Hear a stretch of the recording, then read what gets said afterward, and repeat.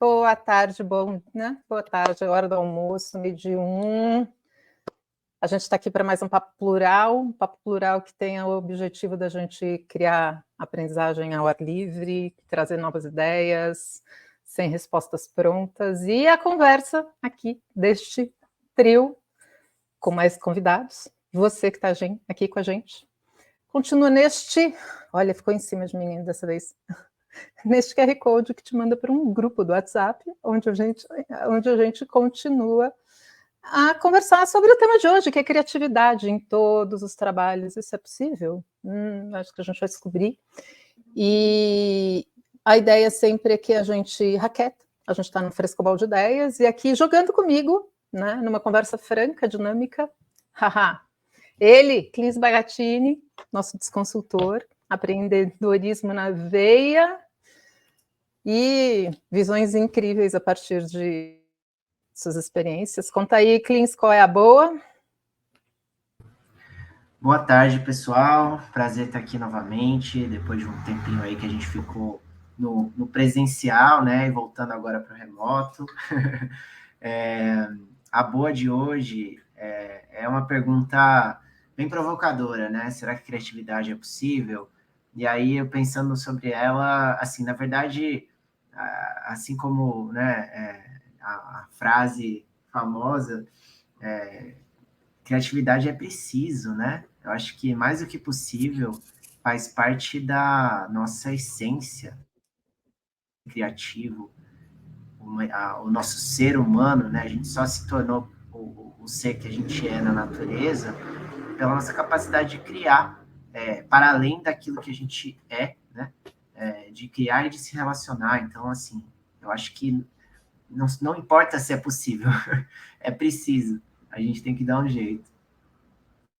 Muito bom, muito bom. E aqui, ao meu ladinho, o nosso idealizador, criativo mor, né? A pessoa em transformação permanente, porque se entende como um aprendiz permanente também, Adriane Salles. A gente está escolhendo, aliás, fiquem aí, a gente está escolhendo uma boa definição para o Adrian, porque o Adrian ele tem tantas personalidades que a gente não conseguiu ainda chegar assim para uma expressão. Então, eu estou convidando vocês. O que é aí? O que vocês veem de potência nesse rapaz aqui ao meu lado? Adrian, querido, qual é a boa de hoje? Obrigado pela ajuda, com certeza a galera vai ajudar nesse tema aí, não é um tema nada fácil para mim. Eu acho que a boa de hoje começa com uma não tão boa, que é o nosso amigo Gabi Umbato, não vai estar mais com a gente aqui no Plural, pelo menos por enquanto.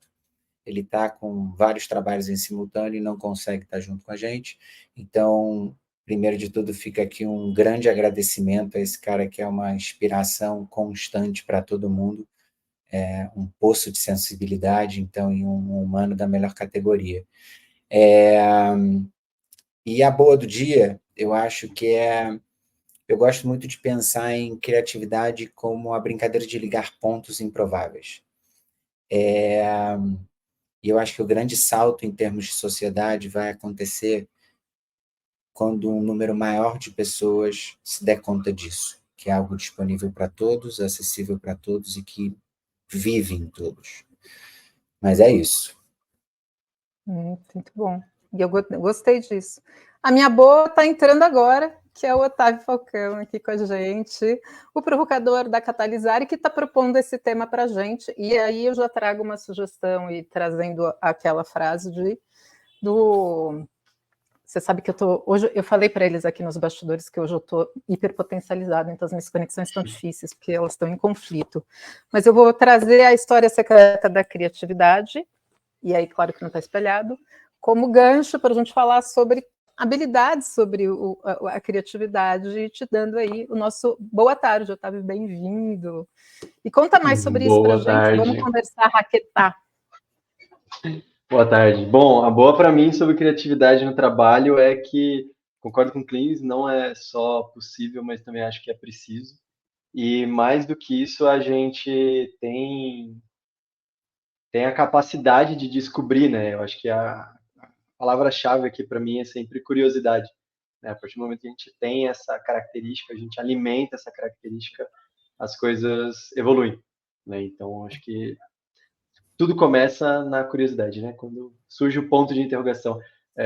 Eu gosto de usar esse arquétipo de provocador justamente por conta disso. Eu gosto mais de perguntas do que necessariamente de respostas. E eu acho que a pergunta ela tem esse poder de movimento, né? O ponto de interrogação ele é esse movimento para frente, de fazer a gente se questionar, de fazer a gente questionar o que existe, né? E aí, a partir do momento que você tem a questão presente, você, consequentemente, precisa entrar em movimento. E como vida é movimento, acho que as coisas se casam muito bem. São as inconclusões lá da Flaubone, que teve num papo com a gente há um tempo atrás. E eu gosto muito disso que você falou, Otávio, porque eu sempre faço uma referência com as crianças, no final das contas. E o que move as crianças é a curiosidade, né? É a curiosidade de olhar para o mundo e falar assim, meu Deus, o que é isso? Deixa eu entender, deixa eu entrar em contato com isso. Ou seja, não tem nada a ver com acadêmico, com dominar conhecimentos, e sim muito mais com simplesmente experimentar, né? É o ato de experimentar isento de qualquer pressão, né? É a experiência pela experiência, para que você possa tirar dela os aprendizados e aí os pontinhos, né? Os pontinhos que vão se formando desses aprendizados. Essas crianças, para mim, são um baita exemplo disso aí que você falou. Eu queria trazer uma provocação do Sir Ken Robinson aqui, né? Hoje eu tô na base dos livros. E eu queria trazer um pouco aqui, eu estava essa questão da imaginação. Ele tem uma frase aqui no Somos Todos Criativos, que ele traz: criatividade requer colocar a imaginação para funcionar. De certo modo, a criatividade é a imaginação aplicada. Aí eu trazendo um pouco para esse lugar até da ressignificação dos trabalhos em transformação, e muito do ponto de vista de que fomos mecanizados por mais de 100 anos para obedecer ordens e questionar pouco. Como que entre aqui trocando todo mundo, né? Mas como é que a gente pode trazer essa questão da imaginação, né, para cima? Nessas pessoas que já estão condicionadas, né? Porque isso é um problema. Como é que a gente imagina? Sim. A gente não tem capacidade de imaginar algo diferente? Enfim, estou jogando aqui, bola para cima, quem quiser pegar, mas eu tô com essa questão da imaginação bem latente aqui. Boa. Eu gosto especificamente desse ponto, né, quando a gente fala de imaginação, porque se a gente olhar no dia a dia de trabalho, e aí a gente pode estar falando desde a pessoa que vende pipoca no ponto de ônibus, a pessoa que desenvolve uma nova tecnologia espacial, nesses dois cenários, e todos os cenários, né, entre esses contextos, a gente usa a nossa imaginação no dia a dia, de alguma forma. Por mais que a gente tenha uma presença muito maior, né, no nosso dia a dia de trabalho, em atividades mais operacionais, mais lógicas, mais lineares, invariavelmente a gente vive num mundo complexo. Então, consequentemente, em algum momento a gente vai lidar com uma situação fora do script, sabe? Fora ali da expectativa ou do que deveria acontecer num processo, numa atividade de trabalho. E nesse momento, toda vez que surge esse terceiro elemento, principalmente essa surpresa, digamos assim, a gente usa a imaginação, né? Então, por exemplo, eu gosto muito de citar a cultura da gambiarra aqui no Brasil, né? Essa coisa do jeitinho brasileiro sem a conotação negativa, né? Mas o jeitinho brasileiro de conseguir encontrar formas para superar desafios e problemas. Ele é um baita exemplo disso, e a gente não está falando de grandes tecnologias ou de grandes processos, a gente está falando de coisas simples, né? E é assim, muito como o Adriano comentou, de conectar pontos, né? Então eu lembro que no final do ano passado viralizou de novo aquele ar-condicionado brasileiro, né? Que era o ventiladorzinho de USB com uma caixa de isopor e o saco de gelo.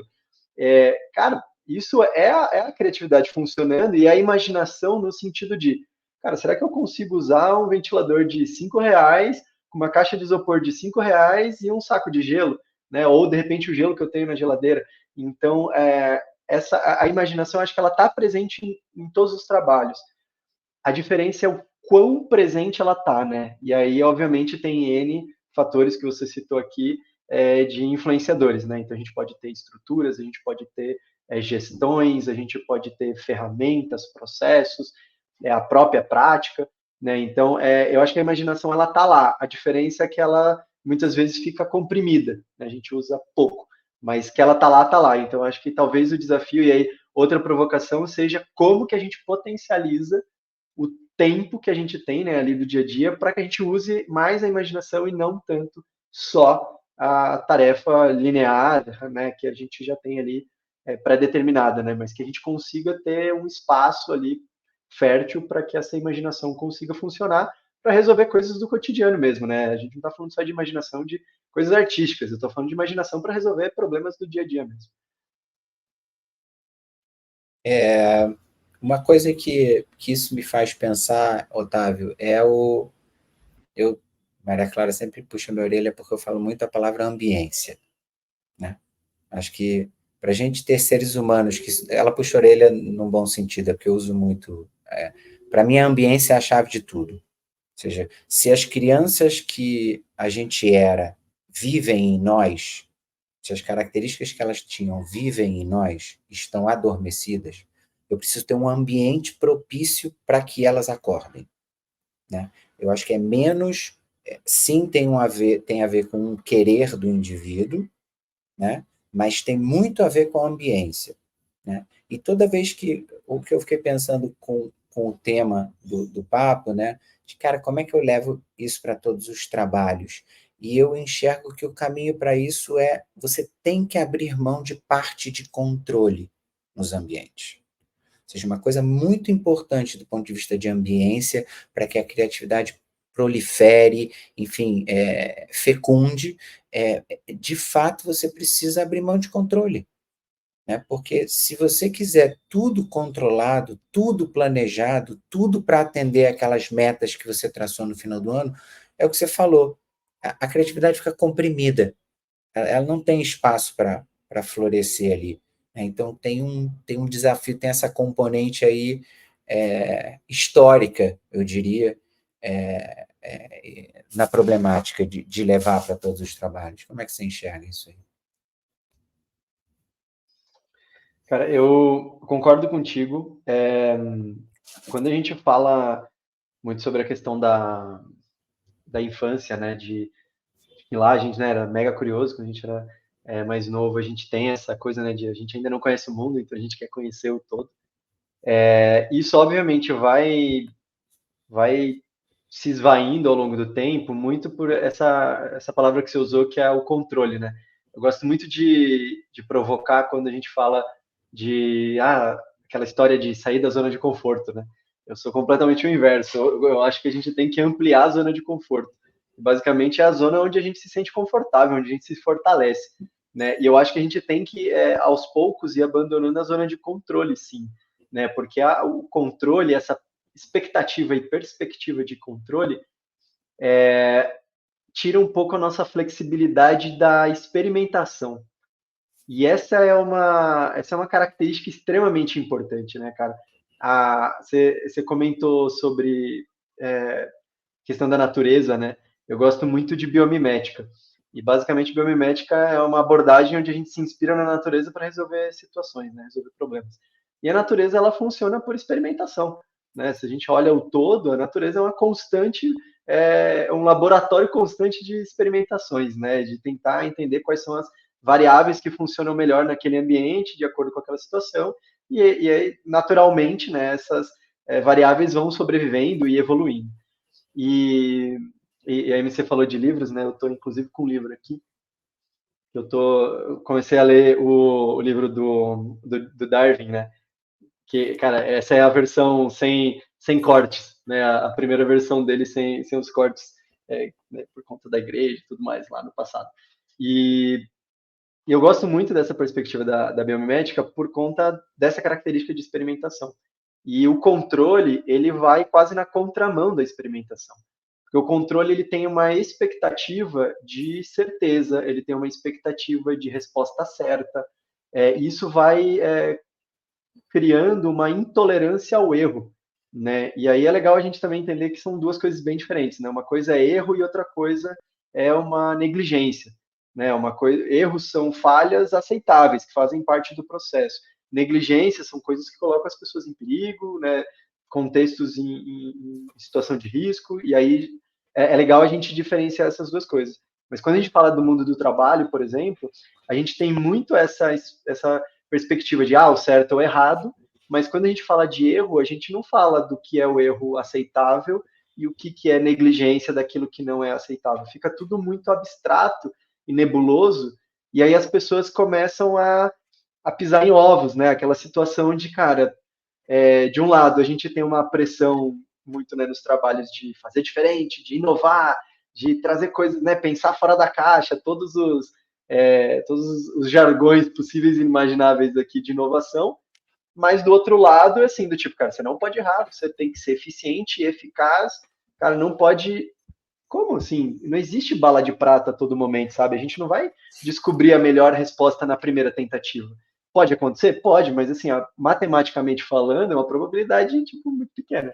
Então, essa característica, né? A gente poder reavivar esse perfil de experimentadores, né? Que a gente consiga ser pessoas experimentadoras ao longo da vida, até o final da nossa vida, isso faz com que a gente seja mais natural, inclusive, né? Que a gente faça parte da natureza, que é de experimentar, de buscar opções alternativas.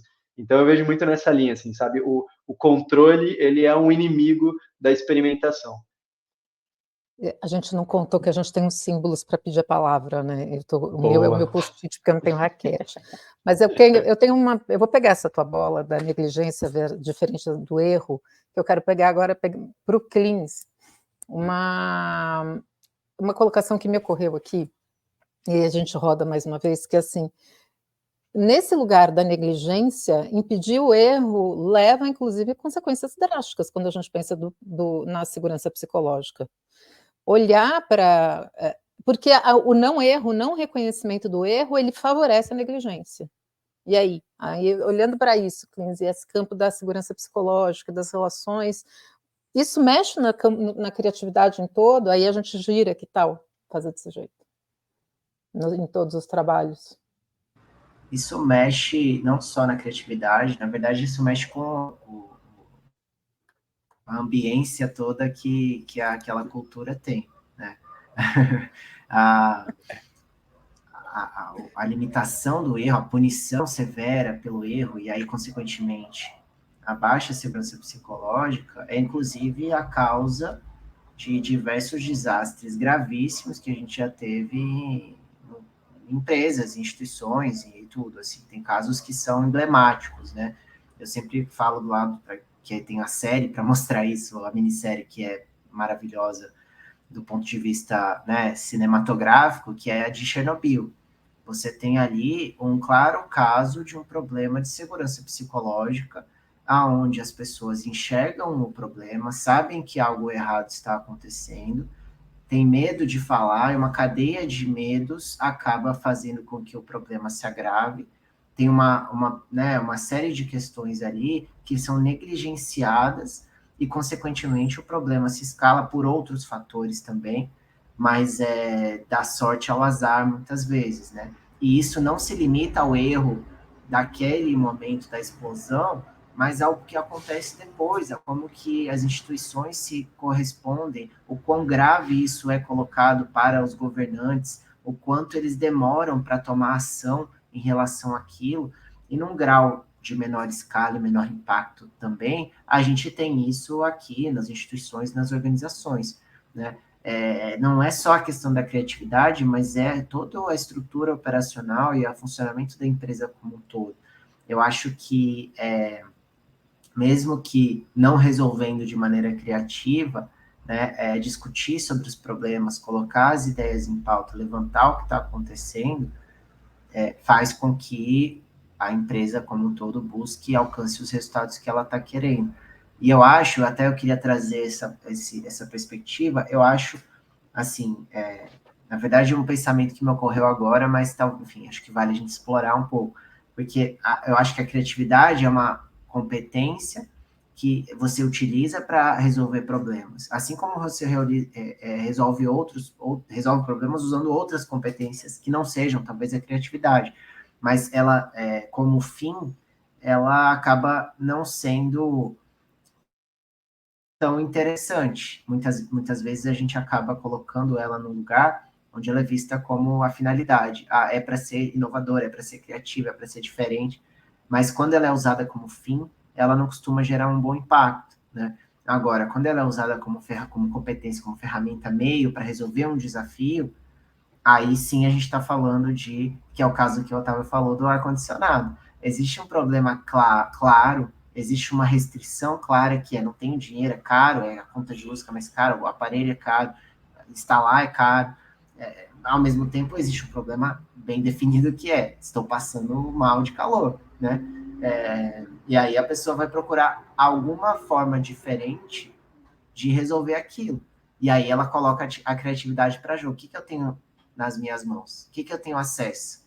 O que eu tenho repertório de que eu sei que eu sei que o ar frio se movimenta assim. Então, se eu fizer isso, colocar, por exemplo, o negócio de gelo em cima do armário e botar o ventilador ali, eu vou gelar melhor do que se eu botar embaixo, né? São conhecimentos que você vai adquirindo ao longo da vida e você consegue parcialmente resolver o seu problema com os recursos que você tem, com as soluções que você tem. Então, eu acho que... só que, assim, se você não tem segurança psicológica dentro daquele espaço, você dificilmente vai usar a criatividade como competência. Você vai usar outras competências, porque ali ser criativo pode ser arriscado para você. Né? Tem muito a ver com o Satya Nadella, né, que é o CEO lá da Microsoft. Ele fala que a grande virada que ele fez dentro da Microsoft ele transforma a Microsoft numa empresa que gosta de aprender.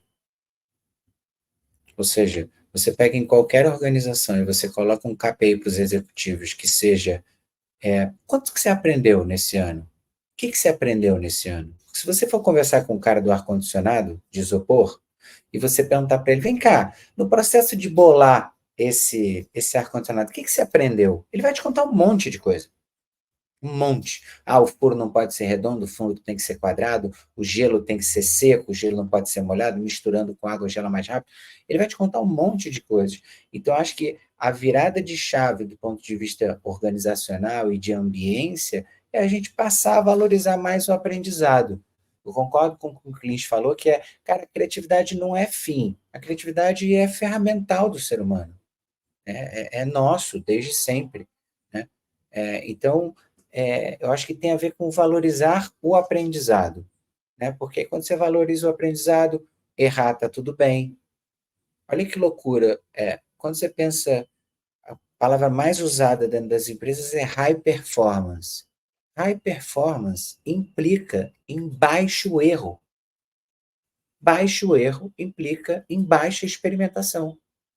Baixa experimentação implica em baixa inovação, baixa criatividade. Você não se arrisca, você joga para acertar. Então, tem uma incoerência aí na história. Né? Então, enfim. Aí entra o Covid e a sua performance foi para o vinagre. Porque você perdeu toda a sua capacidade de adaptação, bloqueando a sua capacidade de criar. A gente tem que até ressignificar o que é o high performance, na verdade. E aí, Otávio? Chega como isso aí para você? Cara, tem muitas esferas aqui que a gente orbitou aqui. Eu quero falar de algumas. A primeira que o Clint falou sobre o problema, né? E essa é uma coisa que eu acho muito legal. Assim, a gente tende a olhar muito de uma forma muito tranquila, por exemplo, para a criatividade resolvendo problemas, né? E esse eu acho que é a situação mais comum. E de fato né? A gente usa essa habilidade para de fato resolver problemas. Mas um outro contexto que eu acho que também é legal a gente usa também a criatividade num cenário de oportunidade, né? Onde problema, eu preciso resolver algo que não está funcionando bem, e oportunidade é onde eu tenho uma lacuna, onde nada está sendo feito, e por alguma algum contexto, alguma percepção, eu entendo que algo pode ser feito ali, né? Então eu não estou necessariamente resolvendo algo, eu posso estar fazendo emergir alguma coisa. Então eu acho que esses são os dois macro cenários onde a gente usa a criatividade, né? Um é para resolver problemas, é o cara que é o mais comum na nossa cultura, principalmente, e aí nossa cultura, eu digo, mundial, e uma outra que também acontece muito, mas às vezes a gente, né, passa até desapercebido, é o cenário da oportunidade, né, onde a gente percebe lacunas e, de repente, faz emergir algo bacana, assim. Então, acho que criatividade, ela é uma capacidade extremamente aplicável nesses dois cenários, né. E aí, por exemplo, quando a gente fala de problema, o que a gente cria, ele pode ser algo que a gente se afasta daquele problema, né? Então, o que eu estou desenvolvendo, o que eu estou solucionando, vai me afastar daquele problema. Ou o que eu estou resolvendo está me aproximando daquele contexto para que eu consiga viver aquilo melhor, né? Então, acho que a gente tem esses dois comportamentos, né? De afastamento ou de aproximação. E na oportunidade é a mesma coisa, né? Eu me afasto daquela lacuna, do tipo, cara, não posso mais viver essa lacuna, ou não, ou eu me aproximo de uma situação desejada, né? Onde, de fato, aquilo se transforma melhor para mim. E aí esse cenário que você comentou, né, MC, de pandemia, né? A gente passou por um período muito crítico, assim, né, de todos os ambientes, né, eu acho que agora, por exemplo, com toda a situação, com a crise que a gente está tendo no Rio Grande do Sul, para mim é uma sensação muito parecida, assim, parece que a gente está né, vivendo algo muito similar, com né, características diferentes, mas com resultados muito próximos naquela região, mas eu vejo essa habilidade presente nesse cenário também, né, porque por mais que a gente, né, não está falando de performance, o que fez a gente resolver a situação ou melhorar a situação ou remediar a situação ou tentar, né, passar por aquilo da melhor maneira possível com que, né, tinha o que a gente sabia, o que a gente tinha acessível e tudo mais, com certeza uma das habilidades humanas mais utilizadas foi a criatividade, né, porque a gente nunca tinha passado por aquele contexto, a gente foi pego de uma forma quase ali que, né, de surpresa, também não era, a gente imaginava que podia ser algo, mas a gente, né, algo completamente fora das expectativas, e o que a gente fez em todas as esferas, e aí a gente pode estar falando de esferas governamentais, de saúde, de urbanismo, de tudo, né, do próprio trabalho, foi recriar tudo. A gente repensou o modelo de trabalho, a gente repensou a forma como a gente construía vacinas, preparava as vacinas, testava as vacinas, a gente repensou estruturas organizacionais, estruturas governamentais, planos de governo, planos urbanísticos, tudo teve que ser repensado, né? Então, se a gente fica, obviamente, com um foco só em performance, em só executar bem feito na expectativa que a gente tem, né? Porque isso é uma coisa curiosa também, né? O certo, ele é uma expectativa, né? Não existe o padrão do certo, a gente que cria esse padrão, né? Então, a partir do momento que eu tenho a definição do que é certo, se eu só estou trabalhando através dessa expectativa, né? Eu preciso performar para atingir aquela expectativa, a gente vai lidar com uma outra situação, e aí eu queria até ouvir de vocês o que vocês acham, que é a situação da frustração, né? Que quando eu tenho uma alta expectativa, eu brinco que o perfeccionismo ele tem que ser a direção, né? Não o destino, né? É impossível, né? Humanamente é impossível. Perfeição é um conceito, mas tem gente que absorve aquele conceito como verdade, né? E não tipo, não, perfeccionismo é possível, vamos buscar isso a todo e qualquer custo. E isso gera frustração, obviamente, porque a gente nunca vai, né? É uma utopia ou uma distopia, a gente nunca vai alcançar aquilo. Como que vocês veem a frustração, né, circulando nesse contexto? Eu vou falar uma coisa, eu quero primeiro registrar que a gente está no LinkedIn, mas também está no YouTube, que o QR Code manda a gente para o grupo do WhatsApp para a gente continuar essa conversa. Isso, faz isso, que eles confundem. E a gente tá. E que você que está assistindo a gente é participante ativo da nossa conversa, tipo a Rafaela, que está aqui no YouTube, ela está dizendo que para crescer e evoluir é preciso aprender. E aí eu vou trazer frustrações e vou chamar o Adriano para ele compartilhar a experiência dele no skate, que ele contou para a gente quando a gente estava presencial, que foi muito legal nesse sentido, não da frustração, mas sair da perfeição. Eu hoje passei por um lugar que eu fiquei construindo, eu estou há muitos meses construindo na minha cabeça uma newsletter, tá? E aí ontem eu dividi com o Clínico com a Adriana essa newsletter e eu tenho uma alta expectativa, mas ela é uma proposta de ser imperfeita, porque ela é a minha representação. Menino, que errou na base, ela não virou uma newsletter, ela começou como um artigo porque deu erro no agendamento. E aí teve que ser criativa, né? Então, que é a opção que eu tive do não sair para fazer a gambiarra, né? E arrumar para poder. E achei que ficou bonitinho no final. Mas assim, eu vivi hoje, por isso que eu dei risada na hora que você mencionou, a frustração de buscar um lugar da perfeição, mesmo assumindo que eu sou imperfeita. E ter que lidar com o mal-estar interno, de ter que resolver isso, sabe? Aquela bagunça. É uma bagunça interna ter que lidar com isso. A gente precisa olhar para a gente. Agora, eu acho que a experiência que o Adriano contou para a gente, depois ele até tem um post no LinkedIn falando sobre isso, ela fala muito sobre esse lugar do descolar da perfeição. E eu acho que... Aí conta aí, meu amigo, que você conta muito melhor. Boa.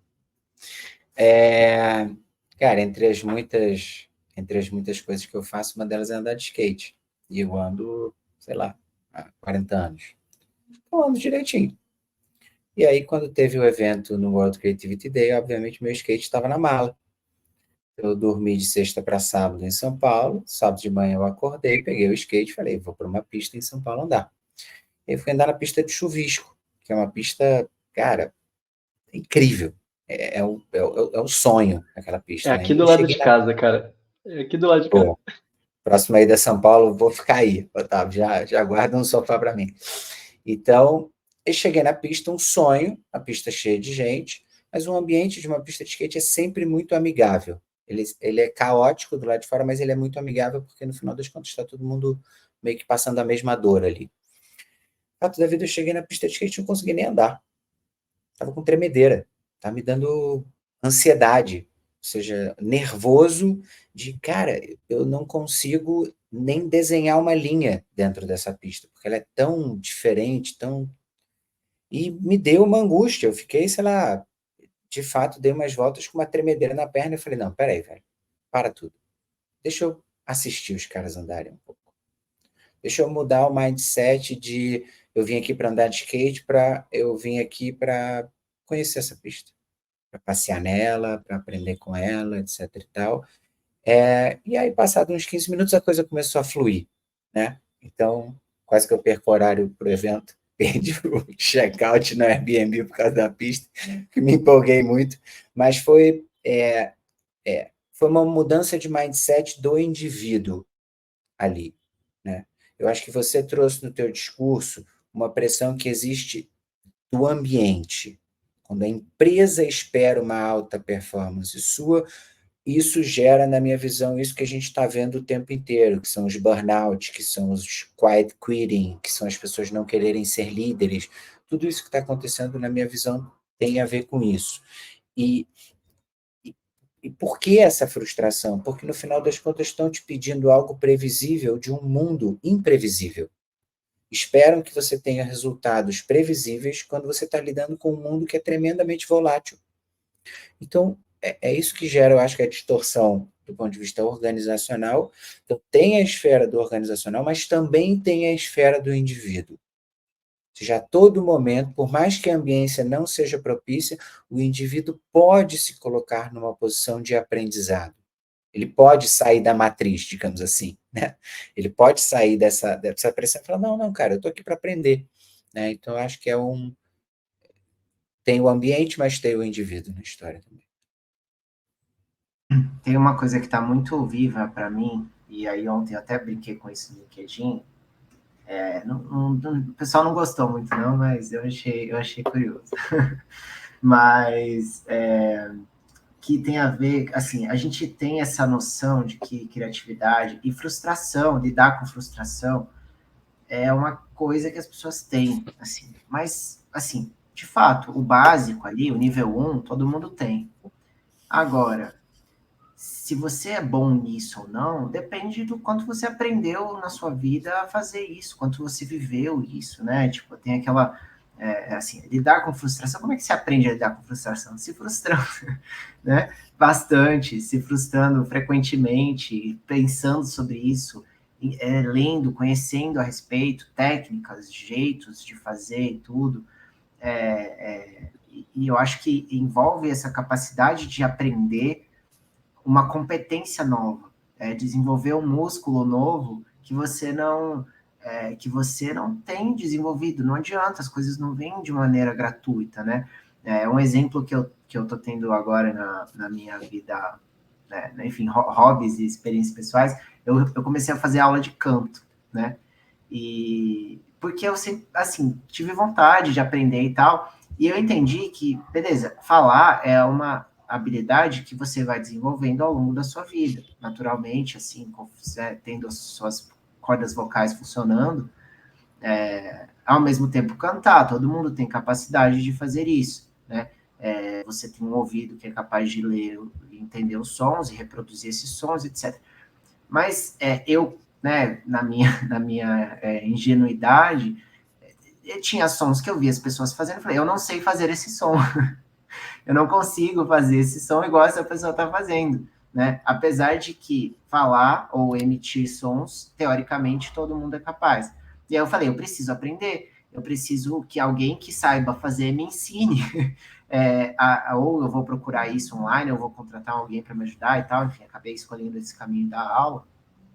E o que eu estou percebendo é que eu estou descobrindo como colocar sons, fazer sons diferentes, utilizar meus músculos de maneiras diferentes a ponto de sair algo que eu queria que saísse. Eu estou ficando melhor nisso conforme eu vou treinando. Mas é algo que, beleza, tem pessoas que talvez tenham mais facilidade, nasceram com mais facilidade nisso, ou treinaram desde criança e tal, mas é algo aprendível, né? Assim como a criatividade, a imaginação é algo que a gente tem. A imaginação é algo que a gente sabe imaginar, tá no nosso DNA. Mas quão bom você é em imaginar, depende do quanto você treina isso, do quanto você desenvolve isso no seu dia a dia, né? E uma coisa que eu percebi, assim, que faz muita diferença e que a gente ainda, eu queria até, né, colocar quais são para vocês e citarem também, o que vocês entendem como características essenciais para a criatividade, para desenvolver a criatividade. Uma das coisas que eu percebi todo mundo fala da combinatividade, né? A criatividade é combinar coisas. Mas combinar coisas, para você saber combinar uma coisa, primeiro você precisa conhecer o que você está combinando, você tem que saber que a água apaga o fogo, sabe? E que, enfim, as correlações entre as coisas, e você vive isso vivendo o mundo, experimentando, conhecendo, né?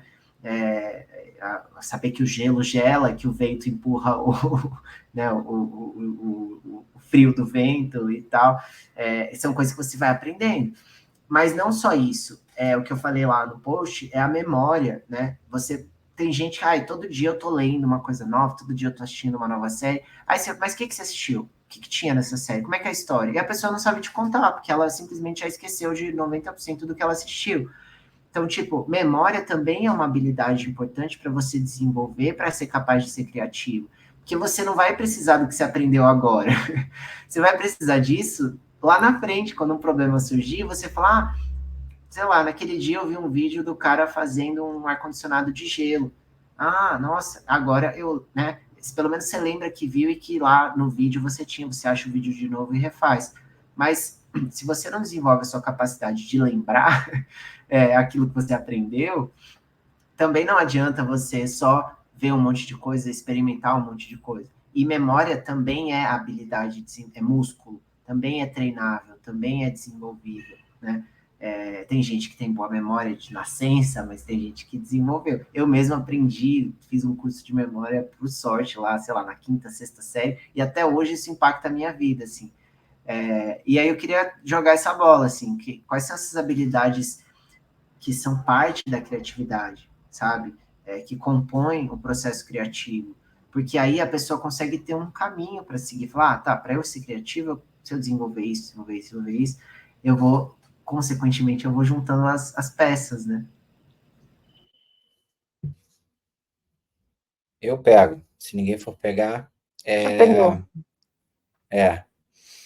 Eu acho que uma coisa que foi marcante para mim na tua fala, Clins, é presença. Acho que tem dois componentes importantes. sei lá, fundamentais para a criatividade. Um é a presença e o outro é o gosto pela vida. Porque eu acho que é isso que cria os vários pontos. Então, como você falou, não é pegar e assistir uma série. Não, cara, é assistir uma série de fato que eu quero assistir, que de fato me chama a atenção, que eu estou interessado, etc e tal. Porque se for para assistir por assistir, é melhor não assistir. Porque o ócio também faz bem para a criatividade. Né? Ficar entediado também é positivo para a criatividade. Então, se for para... Assim, eu vejo gente, estou no meu 15º livro. Pô, velho, não dá. Não dá para estar no 15º livro e ter, de fato, absorvido conhecimento. Porque o conhecimento ele demanda da aplicação. Então, se você só lê 15 livros, você fica com a falsa impressão que você absorveu aquele conhecimento, mas você não absorveu. É o que você falou. É um conhecimento difícil de lembrar daqui a 5 anos. Porque o conhecimento fácil de lembrar é o conhecimento que, pô, cara, eu estava lá presente. Eu estava lá, vivendo aquele momento, de fato. Estava interessado em viver aquele momento. Então, eu acho que essas são, assim, na minha cabeça, são os 2 pilares fundamentais para você, de fato, conseguir conectar pontos diversos, porque não adianta ficar dentro de uma caixinha, você tem que se permitir. Acho que a Plural só existe hoje por causa disso. Eu me permiti conhecer pessoas totalmente improváveis para o que eu trabalho no dia a dia, mas algo me chamou a atenção e falei assim, não, cara, quero conhecer mais a Maria Clara, quero conhecer mais o Clins. Então, é dessas oportunidades de, né, de dar um acaso à vida, né, para que as coisas aconteçam também. Quer vir que eu vou navegar aqui eu já sei que eu vou seguir para outro lugar, então pega a bola. Não, vou pegar então essa antes da gente navegar. Eu olho para a criatividade, a gente hoje tem uma definição aqui no Catalisar, na minha empresa, que é criatividade é a nossa capacidade de se inspirar no que já existe, né? A gente partir desse ponto de memória que o Clínis falou, por exemplo, e de repertório, a gente fazer diferentes e inéditas combinações a partir dessa matéria-prima, digamos assim, e a gente materializar com novos significados. Então, eu sempre gosto de usar esses 3 verbos, sabe? Então, um é a gente se inspirar, e o se inspirar tem esse ponto de presença, assim como o Adriano falou, porque se a gente não tiver presente, você não memoriza aquilo. E eu acho uma coisa muito curiosa, né? Porque as memórias mais fortes são memórias que têm estímulos físicos, né? E está sendo bem curiosa essa dinâmica que a gente está vivendo de estímulos apenas digitais, porque tem pouco estímulo físico. Por exemplo, se eu falar para vocês agora pensarem no cheiro mais gostoso da infância de vocês, vocês vão ser teletransportados para esses lugares, porque o olfato é uma das memórias mais fortes do ser humano, porque é uma questão de sobrevivência, inclusive, né, da gente poder entender o lugar que é hostil ou não, né? Então, o cheiro, por exemplo, se a gente, cara, eu, por exemplo, lembro do cheiro da casa da minha avó. Cara, é uma memória incrível. Só de falar, eu realmente me sinto lá, sabe? Então, quanto mais estímulos físicos a gente tem, mais forte é aquela nossa memória, né? Então, acho que isso é um ponto muito importante. A gente estar presente faz com que a gente memorize bem aquilo que a gente está tendo de contexto e, obviamente, vira um repertório utilizável, né? Acho que esse é um ponto importante. O segundo verbo, que é a questão da combinação, né? O que é extremamente muito plausível e é fácil, né? Bem acessível, digamos assim, que é literalmente um brincar de Lego ali. Quanto mais a gente, né, puder combinar as coisas, melhor. E aí, o valor nesse ponto, para mim, é a diferenciação, né? Quanto mais diverso for, e a quantidade, obviamente, né? Quando eu experimento mais coisas diferentes se conectando, e aí é uma questão até matemática, a gente tem mais possibilidades de combinação, né? E aí, olhando para essa perspectiva da experimentação, a gente tem mais chances de encontrar coisas que vão atender aquele nosso desejo, né? Seja ali de uma oportunidade ou de um problema. E aí o terceiro ponto, que é materializar com novos significados, a gente volta na questão da presença também, mas mais do que isso, a gente volta com vínculo, né? Porque eu não é materializar por materializar, sabe? Eu não vou construir, vou criar um aplicativo só para criar um aplicativo. Cara, ele tem que ser relevante, sabe? Ele tem que ter conexão com a realidade das pessoas. ou a minha, ou a nossa, ou a de quem quer que seja, se eu não materializo isso visando essa relevância, visando essa conexão com a realidade, é onde a gente brinca com a inovação versus a invenção. Né? A inovação é aquilo que tem relevância, que tem valor. E a inovação é tudo aquilo. A invenção é tudo aquilo que. Sabe aquela história do tipo, para de inventar, sabe? Porque é meio professor Pardal, que não conecta com a realidade, a gente não entende muito bem o que é. Então, basicamente é isso. E a relevância, o valor, vem através do sentimento. Né, cara? As pessoas sentem que aquilo de repente, ajuda, sei lá, no setor financeiro, aquilo ajuda a pessoa a sair de uma dívida.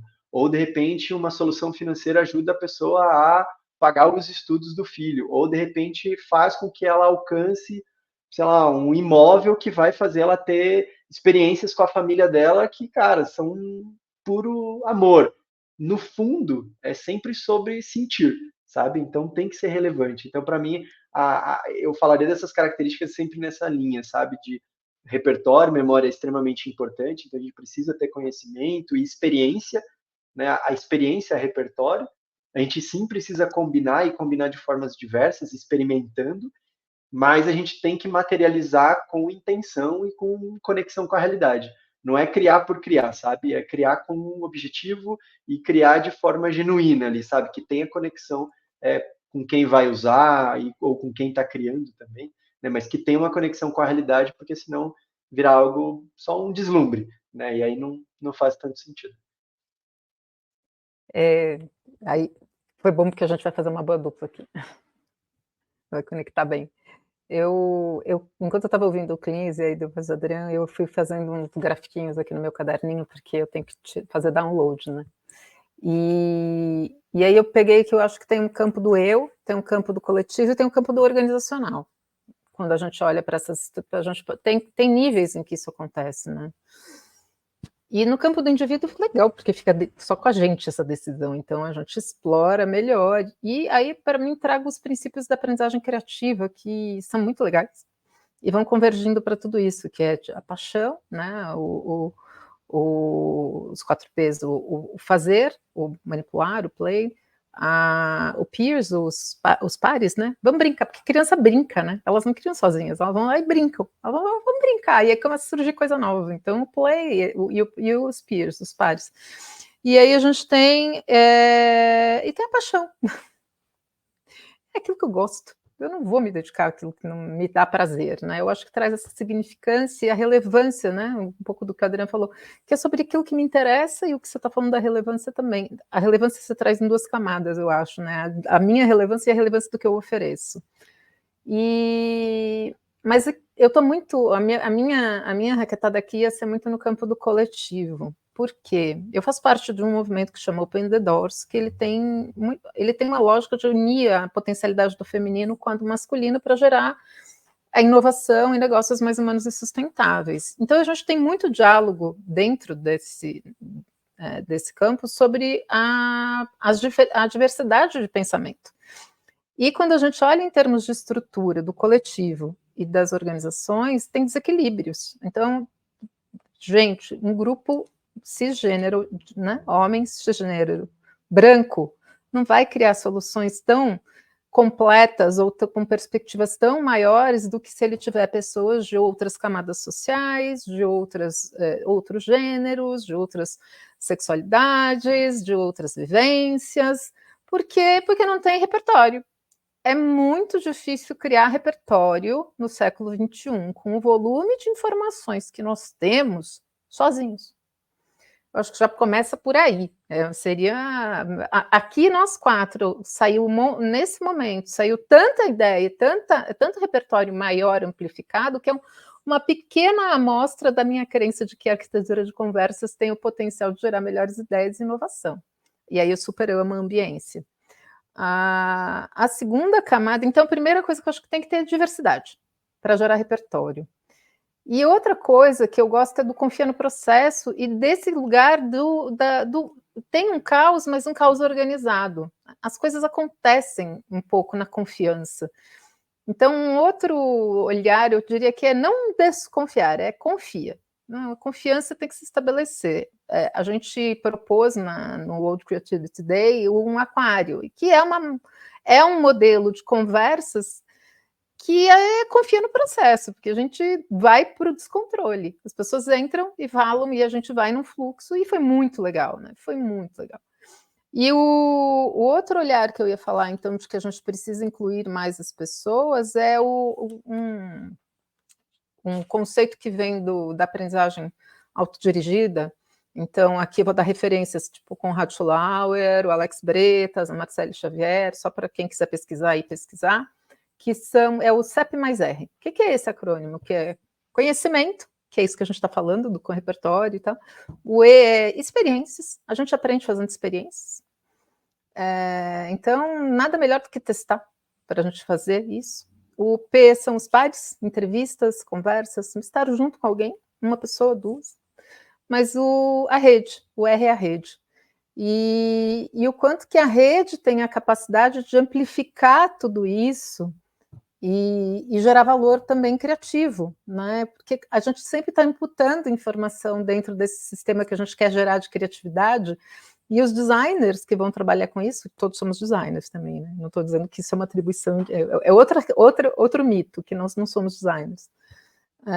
De que será que a gente não tem outros campos de resposta que exponencializam a nossa capacidade de gerar resposta para os problemas que surgem? Eu fiz um exercício outro dia para um trabalho que eu estava fazendo e provoquei a rede, porque eu não ia ter tempo de fazer a pesquisa sozinha. Me conta aí, quem é, na opinião de vocês, marcas que consideram que são regenerativas ou que apoiam o bem comum, para valer, na sua opinião? E eu estou numa bolha, né? Foi a melhor referência que eu tinha, do que eu sair fazendo uma pesquisa insana, mesmo com o ChatGPT. Não ia ser tão boa essa resposta. Assim, são pequenos exemplos, eu acho, da coragem incluída, podemos pôr, de inclusive fazer esse tipo de movimento, porque fazer esse movimento público exige coragem. Mas não sei, quer amarrar aí, Clins? Respondeu, né? Tua bola voltou. Quero sim, voltou. Voltou bem, voltou redonda. Eu acho que, né, a gente trouxe aqui um pouco do indivíduo e um pouco do coletivo, né? Que a criar é um processo que é individual e é coletivo. Então envolve você desenvolver o CEP, né? Você desenvolver os seus, a sua bagagem, o que você está trazendo para jogo, para brincadeira, e envolve como é que você se correlaciona com as outras pessoas, com o mercado, e o que o mercado te pede, ou a empresa te pede, né? Esse ecossistema, como é que ele estimula ou desestimula a criatividade. E eu acredito bastante nisso também. Eu acho que a gente, assim, nós aqui, nós quatro que trabalhamos com isso, né, e também quem está assistindo, muita gente trabalha com isso, temos esse papel de semear e de fertilizar esse solo criativo, né, porque nem sempre é a gente que vai estar na ação, é a gente que vai estar criando efetivamente, mas se a gente consegue mostrar para as pessoas como fazer, ou estimular, ou reconhecer, né, ou desafiar, ou enfim, criar esse ambiente mesmo de criação, esse solo fértil, a gente consegue fazer com que, consequentemente, os efeitos disso vão ser criados, e aí as pessoas passam a ser mais criativas também. É difícil ser criativo no Brasil, no mundo, vamos dizer assim, né? A gente não é, assim, a gente nasce muito criativo, a gente tem uma cultura de criatividade muito forte, e isso ajuda, mas o resto não incentiva isso, né? A gente, pelo contrário, então, o Adriano falou mais cedo, a aprendizagem envolve errar. Quando só que a gente passa, sei lá, 10 anos aprendendo na escola, e o erro é punido com nota baixa, né? Com reprovação. Se você erra, faz de novo, reprova, fica atrasado, né? Se você erra, você perde nota. Então, errar lentamente inserido no nosso jeito de viver, que errar não é não é bom. Evite ao máximo, se prepare ao máximo para não errar. Eu me lembro muito que eu tinha eu gostava de resolver as questões usando outras técnicas, que às vezes não foram as técnicas que o professor falou para usar. E tinha professor que achava legal, tinha professor que falou que eu tinha errado, eu tinha chegado no mesmo resultado, principalmente matemática, né? Eu cheguei no resultado que eu precisava, mas de outro jeito. E isso foi punido, porque não era o jeito que ele tinha ensinado. Quer dizer, assim, poderia ter sido bem visto, ou incentivado, ou estimulado naquele momento, e aí eu tive a sorte em alguns casos e tive azar em outros, mas é quase como lutar contra, né? Quando ser criativo também é resistir, de certa maneira, a esse universo que tenta deixar a gente chato, deixar a gente travado, congelado, né? Tem aquele filme do Soul, da Pixar, que são as mentes, aquelas mentes que os né, preocupados com as metas e com o ponto e com não sei o que, são uns negócios assim, uma sombra, uma coisa esquisita, meio torta, assim, eles estão sofrendo ali. E a alma criativa, né, ela tem outra característica, ela é pequena, ela é leve, ela voa, ela se espalha, né, ela bagunça. Eu acho que é uma disputa mesmo, assim, que a gente traz. Então, obrigado pelas somas e estou super contemplado assim, com o que vocês trouxeram de certa forma, incendiado também. Bom, eu estou olhando aqui um pouco para o nosso tempo, um pouco para a nossa pergunta, e aí eu queria trazer um pouco também um convite para o Otávio falar da pesquisa. Se é que você já pode falar dessa pesquisa. E entendendo também, para a gente começar a amarrar a nossa provocação de hoje, que é se é possível criatividade em todos os trabalhos. Meu sentimento é que sim. Mas eu queria também te ouvir nessa pesquisa. Conta mais aí um pouco desse trabalho que vocês estão fazendo. Bom, a pesquisa é um estudo chamado Criando no Trampo. A nossa intenção com esse estudo é entender como é que é a dinâmica das pessoas, né, com a própria criatividade no ambiente de trabalho que elas estão. E a gente está conversando com pessoas do Brasil inteiro, de canto a canto assim, do país. A intenção é a gente poder falar com pessoas desde, né, a pessoa vendedora da pipoca ali num ponto de ônibus até, né, uma pessoa executiva, sei lá, gestora de investimento, alguma coisa assim. Então a gente está passando por todos esses perfis, digamos assim. A gente, nessa semana, a gente está alcançando já um número de 500 pessoas ouvidas. Então, assim, já é um número muito bacana, assim, bem expressivo de conseguir entender essa situação.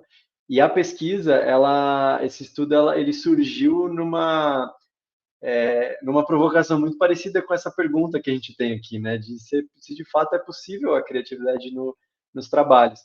E a parte mais curiosa, que eu já posso dar um spoiler aqui, é que a gente tem várias profissões, assim, a gente tem praticamente mais ou menos 200 profissões diferentes ouvidas, e a gente tem perspectivas criativas em praticamente todas elas.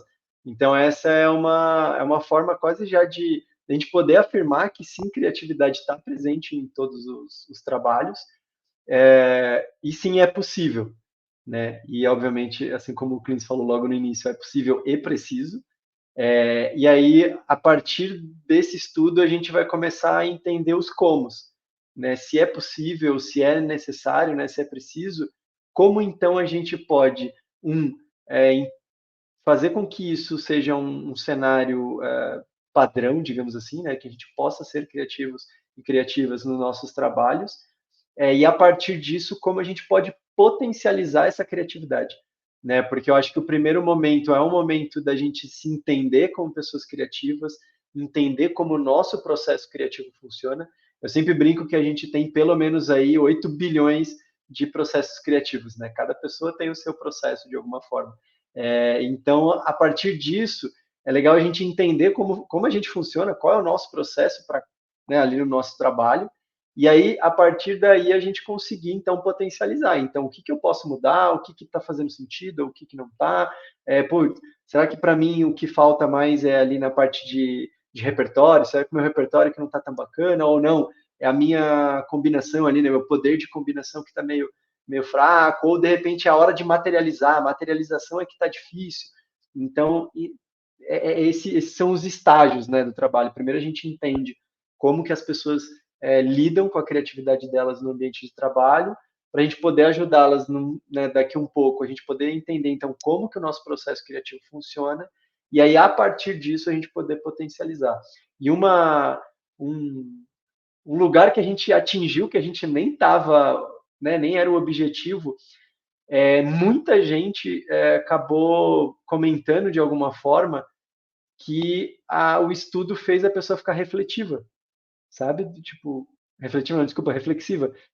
Cara, eu nunca tinha pensado em que eu usava criatividade no meu trabalho, assim, tipo, cara, isso foi um negócio novo, assim, para mim, sabe? Eu sempre achei que eu não era uma pessoa criativa no trabalho, e a gente teve vários depoimentos de pessoas que falaram, cara, agora eu acho que eu uso mais criatividade que eu imaginei, né? Então, esse estudo, ele também e assim como muitas interações que a gente desenvolve no Catalisar, é uma interação de provocação, né? É um artefato que convida as pessoas a refletirem sobre a criatividade delas. E só esse processo de provocação, essa reflexão, já é um processo de aprendizado, porque as pessoas aprendem mais sobre elas do que elas, né, tinham percepção ali. Então, esse estudo é um estudo incrível. Então, quem quiser participar, quem estiver ouvindo aqui, a gente depois quiser participar, é só buscar nas nossas redes, né? Ali a gente tem links espalhados por todos os cantos para poder participar, e vai ser um prazer ter participações aqui, respostas nesse estudo que a gente, como eu brinquei com a Adri, a gente está vendo se a piscina está quente ou está fria, né? Então, a gente está começando a tatear um pouco aqui a criatividade no ambiente de trabalho brasileiro. Vai ter um relatório a respeito disso, porque eu já quero ler o final, né? A Vamos. jornalista que habita em mim, você sabe que tem uma jornalista que habita em mim. Sim, a gente vai ter o report. A gente tem um objetivo inicial de fazer esse report no final do ano, né? Então, a gente conduzir essa pesquisa ao longo do segundo semestre. Mas é um estudo vivo, né? É uma experimentação. Então, pode ser que esse report, de repente, saia mais cedo, dependendo do volume de informação que a gente já tiver, né? Então, assim, com o engajamento das pessoas, a gente consegue, inclusive, ter, né, massa de informação mais cedo. Então, pode ser que esse estudo saia agora no segundo semestre, mas o objetivo mínimo é que a gente consiga rodar a pesquisa até o final do ano, e no começo do ano que vem a gente tenha um reporte bem sólido, né, com todos os insights e aprendizados desse projeto. Uma curiosidade, eu falei que tem uma jornalista que habita em mim. Uma curiosidade, vocês estão com boa distribuição regional? Assim, ou ele está mais focado em alguma região brasileira? A gente tem o objetivo de ouvir todos os estados brasileiros. A gente já atingiu o número de 18 estados ouvidos. A intenção é que a gente continue crescendo, tanto em capilaridade quanto em volume de pessoas por estado, por conta, né, da gente ter começado esse estudo com as nossas redes pessoais, né, de quem está envolvido no projeto. A gente tem muitas pessoas, obviamente, de São Paulo, né, porque eu estou em São Paulo, o Rui, que é meu parceiro nesse projeto, também é aqui de São Paulo, então a gente começou por aqui, mas a gente já tem 4 estados que estão também trazendo um grande volume de respostas, além de São Paulo. Mas a intenção, por isso que a gente está pensando muito mais no segundo semestre, sabe, para a gente conseguir ter uma capilaridade maior. Mas a gente tem 18 estados participando, assim, que já deixa o coração mais quentinho, assim, de poder ter uma visão bem mais nacional mesmo. Que esse é o objetivo, inclusive. A pergunta tinha um porquê, não era só para te questionar, não, era também para fazer um convite, né? A gente vai divulgar e tal, mas também, galera, mandem para os outros estados todos saindo de São Paulo. Por favor. Que a gente precisa, a gente falou em diversidade, né? Então vamos trazer informação de fora, que é importante. Se souberem, eu tinha um objetivo na pergunta. Perfeito. Não, e se souberem de hubs, pessoas, né, que são conexões que podem articular outras pessoas para poder, né, a gente poder levar esse estudo, essa pesquisa para outros estados, cara, a gente, assim como a Adri, a gente está extremamente aberto aqui para a gente poder fazer essas conexões. Vai ser bom, vai ser bom. E aí, galera, como é que a gente sai? Podemos sair? Pergunta. Vocês querem continuar? Porque o tempo já deu, é só para a gente combinar. Cara, eu saio como Cleans, eu saio super animado, eu tenho um olhar otimista, na verdade, para o futuro. Eu acho que a tecnologia vai ser um grande viabilizador, vai apoiar esse processo, né? A partir do momento que a tecnologia elimina barreiras técnicas, eu começo a valorizar mais o outro pela sua singularidade, pela sua humanidade, né? Porque eu acho que o repertório, num mundo com tanta informação como a gente vive, é uma ilusão eu achar que todo o repertório vai ficar comigo. Eu tenho que me conectar com a Maria Clara para que os nossos repertórios se ampliem, né? O repertório dela não vai ser meu, mas estamos juntos em prol de alguma coisa, então todo aquele repertório vira matéria-prima. Então eu vejo um futuro bem positivo nesse sentido. Eu acho que gostei muito da tua provocação de, cara, na pandemia a gente não teve como fugir, a gente foi criativo. Nunca tinha pensado nisso. E, cara, isso é muito legal. Que é quando a corda aperta, a gente recorre ao que há de mais humano na gente. Então, eu acho que isso tende a acontecer num futuro muito próximo por conta de tecnologia. A corda vai apertar em tecnologia e vai nos colocar numa posição onde seremos mais criativos, mais coletivos. Então, eu tenho um olhar, saio super otimista do papo aqui.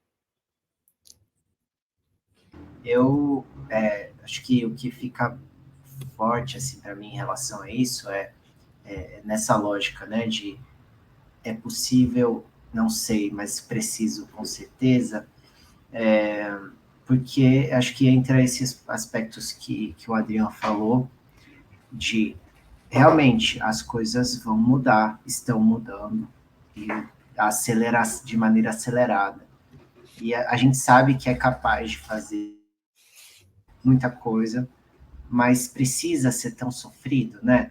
A gente precisa ser só na hora que aperta, tipo, quanta dor isso não causa também, né? Então, assim, tem um trabalho de preparação, de treino, de que na hora que apertar a gente vai poder fazer, porque, assim, ser criativo também exige isso, né? Senão você fica à mercê, você fica de maneira, assim, você fica de maneira dependente da criatividade das outras pessoas, né? Então, eu acho que existe uma lógica de independência, interdependência, na verdade, né? Que é a capacidade de você ter a sua liberdade, a sua autonomia e não perder isso.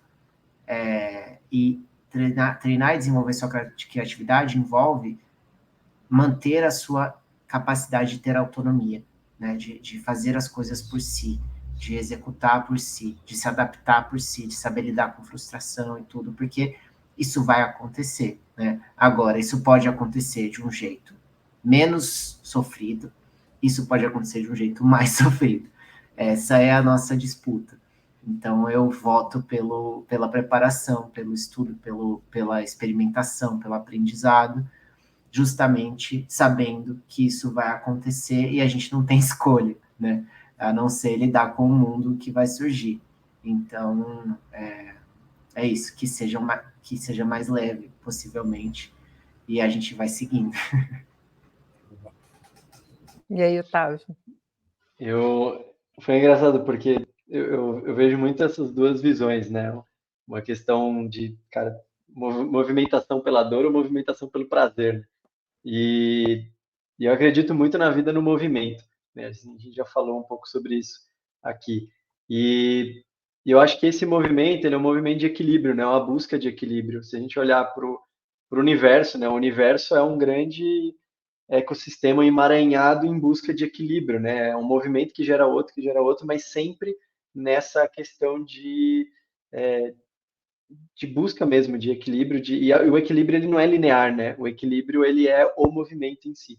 Então eu saio com essa esperança, sim, de cara, as coisas vão ser muito melhores. Eu acho que a gente tem muita capacidade para isso. Se a gente olhar para trás, né, e a gente se colocar 20, 30, 50, 100, 200, 300 anos para trás, a gente também tinha essa esperança e a gente caminhou para um lugar muito melhor. E, de novo, não existe a perfeição, né? A perfeição, ela é só a direção, ela não é o destino. Então, desde que a gente entenda esses movimentos, a gente falou aqui também, né, de caos e ordem, e eu gosto muito desse jogral, eu admiro muito essa lei da natureza, né, do caos e a ordem coexistindo. Eu acho que se a gente se sentir cada vez mais confortável no movimento entre caos e ordem, eu acho que a gente vai para um lugar muito benéfico para todos, né? Eu acho que essa é a palavra que me marca muito, que é a gente buscar um futuro benéfico, né? Não é um futuro onde ele é perfeito, não é um futuro que ele é ideal só para algumas pessoas, não, ele é benéfico para todos, né? E eu acho que a gente tem a capacidade de transformar o mundo que a gente vive nessa visão. E aí você já me deu, assim, um ganchaço, porque eu ia fechar falando de intencionalidade, e aqui eu quero fazer uma amarração, que é esse lugar, eu inovo para quê? Eu crio para quê? E porque o campo das boas intenções, ele é complexo, né? Então, assim, eu estou trabalhando em função do quê, né? Tudo bem se for só para mim, mas aí a gente talvez entre naquilo que você trouxe da invenção e não da inovação. Criar a gente vai criando, né? Tem algumas pessoas que têm isso mais latente, mais vivo, tem outros que estão mais paradinho, porque gostam desse espaço, tá tudo bem. Só de saber que você tem dentro de você, mas você não quer mexer na sua criatividade. E eu acho que tem outras coisas trazendo aqui, foi o ócio criativo, e aí muito com o que essa amarração da Adriana da tecnologia, talvez seja o momento mais legal de todos, é que agora os humanos não vão ter o que ficar fazendo de trabalho repetitivo e chato. E isso vai finalmente trazer aquilo que o Domênico de Masi falava sobre o ócio criativo enquanto aquele motor da criação, da resolução tal. Será que isso não vai ser a exponencialização da inteligência humana para se somar com a inteligência artificial e a gente chegar nesse estado da arte? É uma pergunta que eu estou me fazendo com uma crença de confiando, que é outro elemento que eu acho que é importante, confiar. Né? E até porque se não sozinho, se eu não consigo criar sozinho, então será que juntos? Outra perguntinha que eu vou deixar aqui. E por fim, o mantra da futurista, eu estudo futuros, caso quem não sabe, eu estudo futuros com a fluxonomia 4D, com uma futurista brasileira que chama Lala Denzelin. E ela tem um mantra, né, que nos move, que é, e se? Como faz? E eu deixo essa pergunta como uma provocação para a criatividade em todos os trabalhos. Recadinhos. Quarta-feira que vem estamos aqui. A agenda está aberta por conta inclusive por uma questão ligada ao Rio Grande do Sul. Nossa convidada mora lá. E a gente está super solidário e com todo mundo que está lá. Eu acho que eu posso falar em nome desse conjunto, de que é um drama e uma questão humanitária, já não é nem... Então, tudo que a gente puder fazer pelo que está acontecendo lá, e não é só lá, está acontecendo em vários lugares do mundo, né? Mas nossa família que está aqui perto, então que a gente está super em sintonia com o drama que está acontecendo no Rio Grande do Sul. E a gente tem também, a agenda está aberta, mas todas as quartas nesse horário temos conversa plural, e então já põe na sua agenda, que daqui uma semana a gente vai estar por aqui de novo. Gente, excelente estar com vocês, Otávio. Gratidão. Muito obrigado por terem me recebido. Foi um prazer estar aqui com vocês. Obrigado, prazerzão. Obrigado, Otávio. Valeu, pessoal. Até semana que vem. Valeu, gente. Até mais. Grupo. Conecta. Aqui. Até quarta que vem. Conversa. Valeu. Tchau, tchau. Valeu.